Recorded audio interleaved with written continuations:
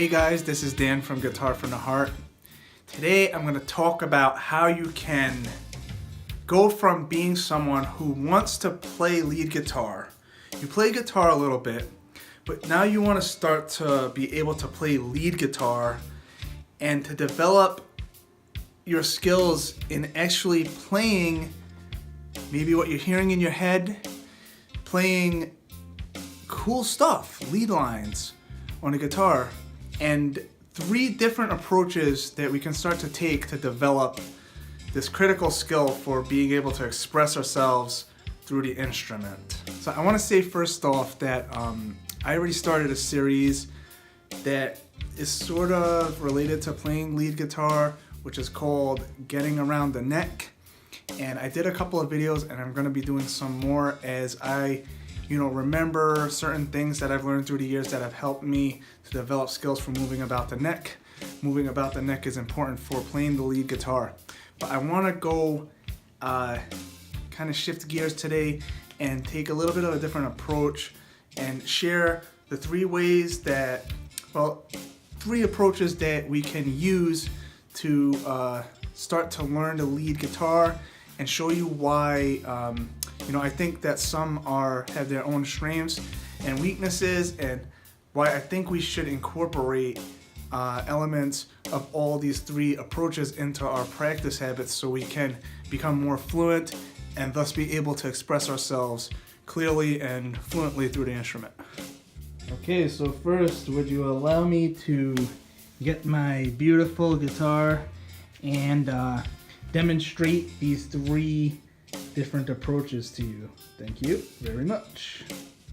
Alright guys, so I recorded some stuff and for each of the 3 methods, and I'm just gonna watch it back and share my thoughts.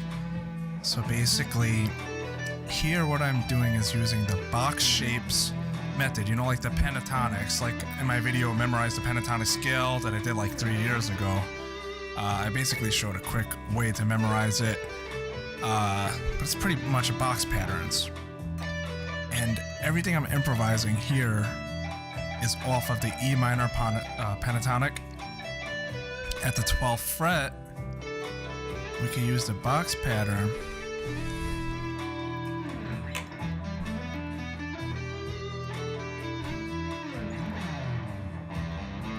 and then I went down an octave here, the same shape, but using an open string to the 3rd fret. Now, the advantage to this methodology is that, it can become like really quite easy to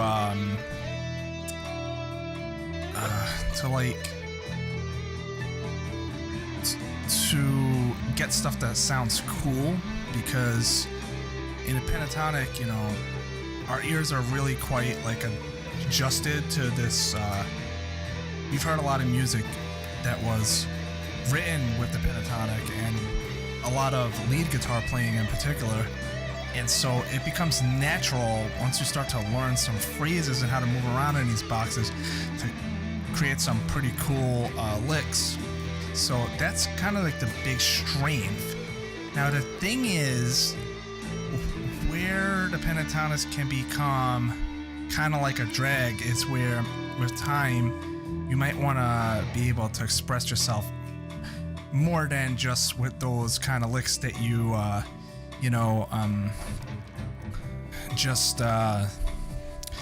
heard everybody else do or whatever. So you want to memorize it and practice, and you could do it over backing tracks like this one here that I created, which is available over on my other channel to jam over on Guitar from the Heart Jam Tracks. Now, on this second one here, the second method is using the diatonic, or the kind of like 3 notes per string methods. So I'm using here the same kind of from the same position of the 12th fret, but now the advantage that this has is we got the 2 extra notes that are not in the minor pentatonic scale. So now we're playing a straight minor, and we got those 2 extra notes, and it allows us for more phrases. Now, another advantage that learning these shapes has is that it allows us to do like big build-ups and runs, like you could do fast stuff with the pentatonics, but you can't do like the 3 notes per string thing that like guys like, I don't know, Vi, Petrucci, Satriani, all these guys use. See, like what I'm doing right there with the 3 notes per string. I went to another shape. You can start to like do like cool stuff like that.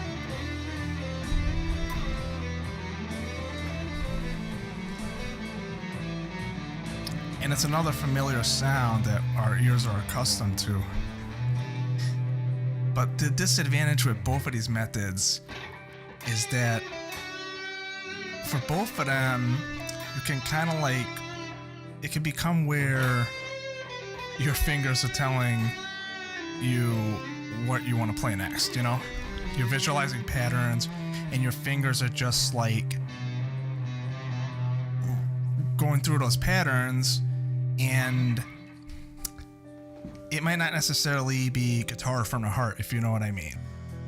Okay, so here I'm showing the 3rd method, which is to take the intervals of the major scale and to play them along 1 string. Now, this backing track that I'm playing to happens to be in a minor key. It's in E minor, but that's the relative minor of G major, so you can use the notes of the G major scale along 1 string. Now, the advantage this has over the pentatonics and the diatonic scales, or the 3 notes per string kind of scales, is that it allows for you to kind of really dig down and try to find the actual notes that you want to play, and allows you to use your ears more. So the pentatonics and the diatonics are more like, put your fingers here and it's going to sound good. And yeah, you're going to use your ears too, but playing along 1 string really kind of forces you to be intentional about what note you actually want to use. So I highly recommend this, especially if you're a beginner with lead. Do a lot of practicing along 1 string at a time. So I started on a high E string here. I'm on a G string at this point, and I'm being intentional about what note I want to pick at any given time. Also allows you to really like be more intentional about your vibrato too, you know? Now I switch here to using like every method. Pentatonics here.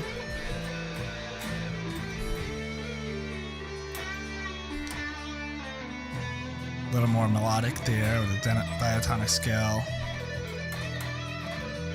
Pentatonics. Moving along 1 string. So after you develop all 3 of the skills, which you should, after a while you'll be able to switch between the 3 and use them interchangeably, flexibly, to kind of go for whatever vibe you're going for at any given moment. That missed note there was intentional, by the way.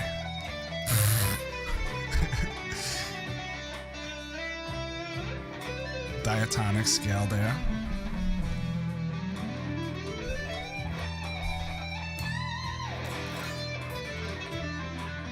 Diatonic, right? You can use it to do build-ups and stuff like that.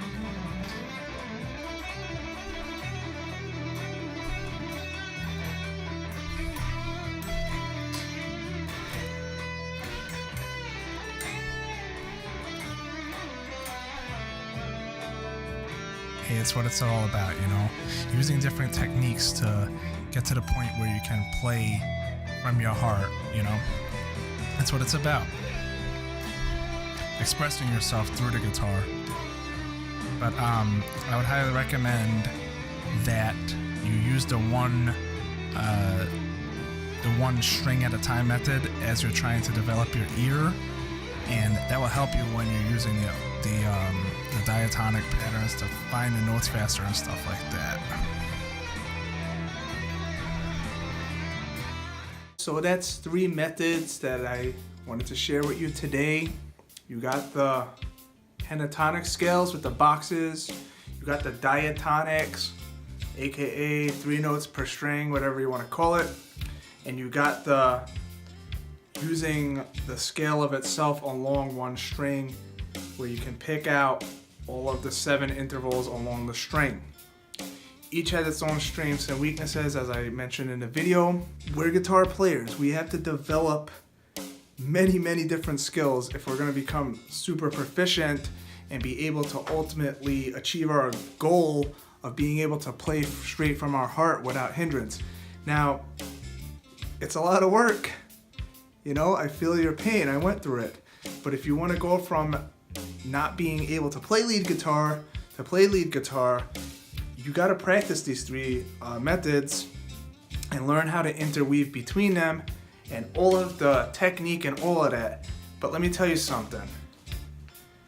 It's really hard, but it's well worth it when you put in the effort and you ultimately come to that place where you have that sense of accomplishment and you're able to really express yourself through the guitar and to be able to just move yourself when you play and move others when you play and be a blessing to everybody through your guitar playing.